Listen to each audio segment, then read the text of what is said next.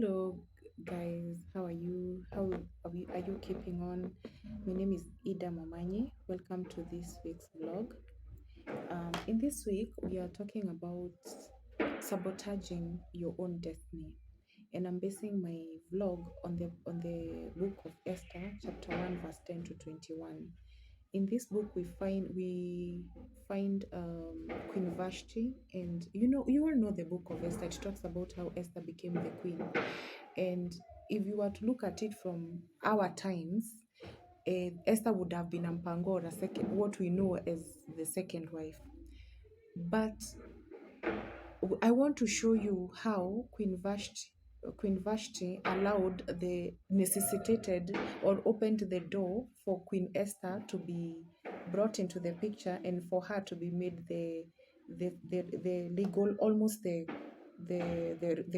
referable queen. In chapter 1, verse 10 to 21, the king was holding a banquet and he wanted to show off Queen Vashti, who was very beautiful, and he wanted to show off to his friends and his subjects that he had a beautiful queen. In this book and in the first chapter, we learn that Queen Vashti was also holding her own banquet, and when the king called on her, she refused to come. Because of that, the king became very angry and asked his advisors to give him advice based on how the queen had behaved. And the subjects and his advisors said that Queen Vashti should be disciplined so as to be an example to other women in the country, that they should know they should always respect their husbands no matter what.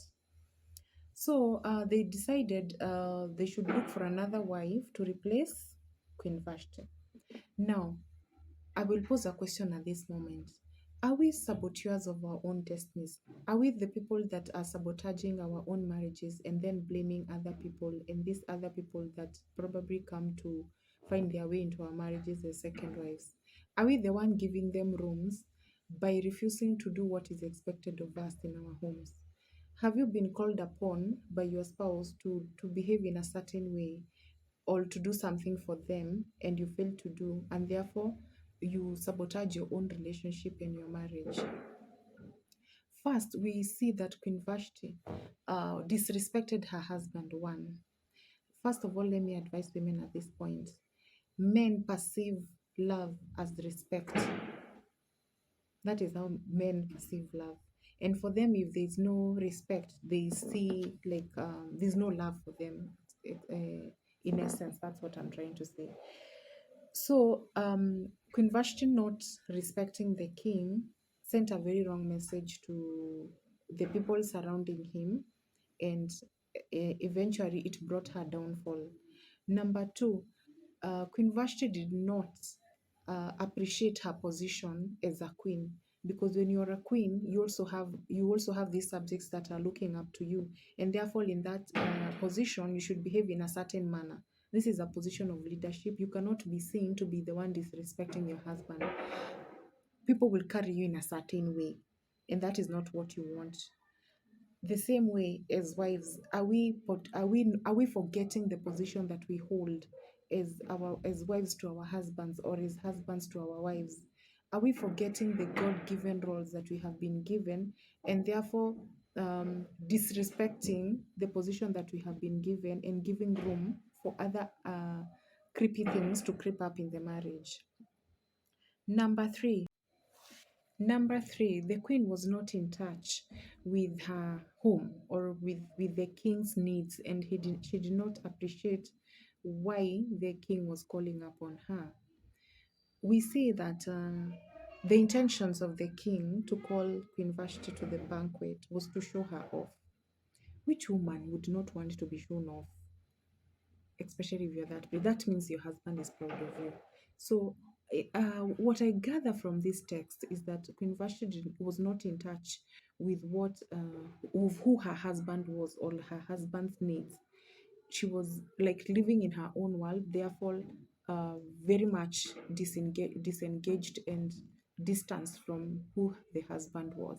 And therefore, when you are that distance, how can you carry out your God given roles as a wife? How can you carry your God given role as a spouse to that person, be it your husband or be it a wife. And we are seeing even in our current marriages that there are a lot of things that are creeping up in our marriages that are very negative because of the distance we keep ourselves, the distance we keep ourselves from our spouses. And our spouses are there to advise us, to guide us, to show us whenever we are going wrong or whenever things are not going right. Even when you're about to take up a position or a promotion, it is good to engage your spouse so that they can be able to guide you accordingly. Now, if you've distanced yourself in that manner, how can you be able to reciprocate even their love, their attention, and also be able to receive what you get from them? And when you're in touch with your spouse's needs and wants, you will be able to love them the way they want to be loved and to appreciate them the way they want to be appreciated, so that you can make your life on your marriage live longer. And another thing that we learn about Queen Vashti is that she was so much engaged into her activities. You see, when the king is holding her banquet, isn't it right that you also hold off on yours until the king is done with his? I'm gathering a situation here that has become so rampant in our days, where when a husband is doing one thing, the wife wants to do another thing. So some sort of competition.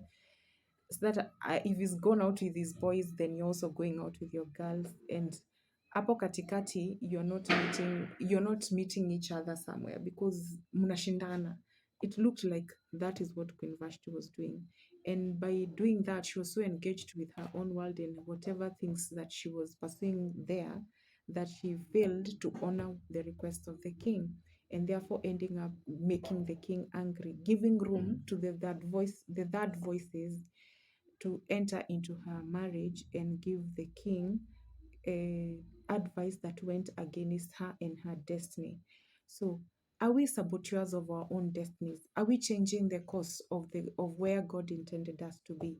Are we changing the course of where your marriage was about to go by the way you're behaving, by the way you're carrying yourselves, and then keep claiming, especially as women, we're very notorious for calling the men out. Yet, even us, we have contributed to the way things are.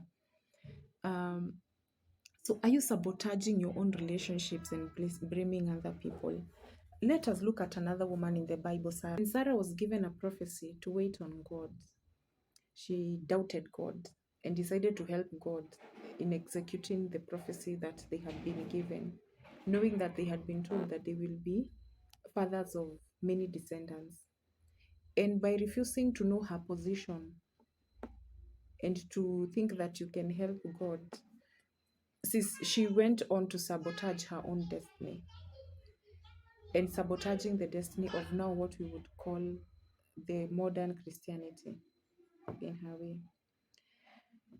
By introducing Haggai in her marital bed so that she could get a son through her, she almost even sabotaged what God had kept for them and introduced another element in her home.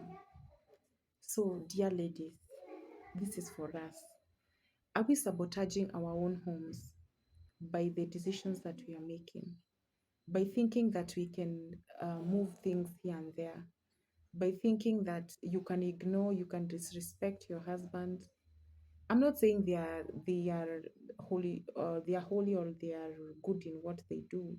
There are those men who push their women to the wall. I'm not talking about those narcissistic men.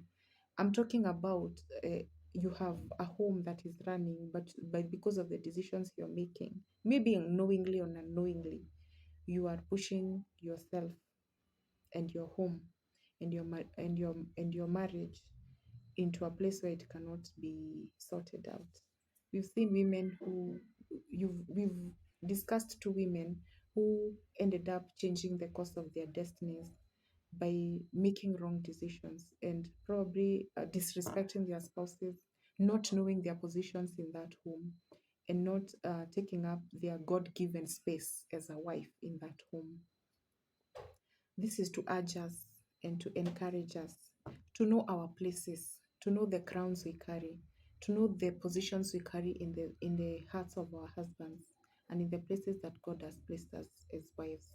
so that we may be able to carry out our roles in the most in the most excellent way, full of wisdom, so that we can help our marriages thrive and become better.